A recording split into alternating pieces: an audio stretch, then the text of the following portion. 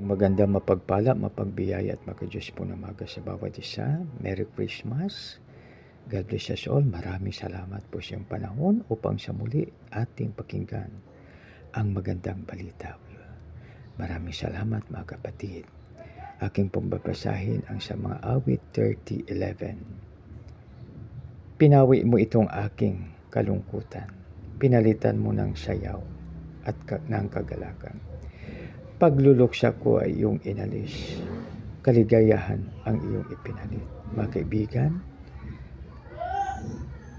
purihin natin ang Diyos sa pagbasa ng kanyang salita. Tayo manalangin.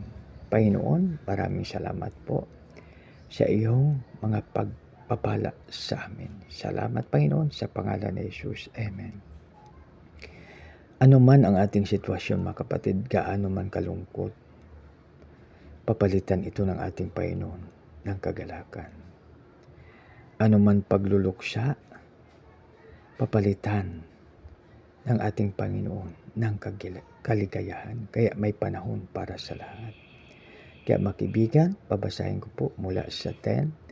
Pakinggan mo ako, Yahweh, at kahabagan. O Yahweh, ako po sana'y tulungan. Pinawi mo itong aking kalungkutan. Pinalitan mo ng sayaw ng kagalakan. Pagluluksa ko ay iyong inalis. Kaligayahan ang iyong ipinalit. Kaya makibigan, ang Panginoon ang solusyon sa lahat ng ating pangailangan, sa lahat ng ating kalungkutan, lahat ng ating kung ano man ang mga pagsubok sa ating buhay. Maraming salamat. Tayo na po ay manalangin.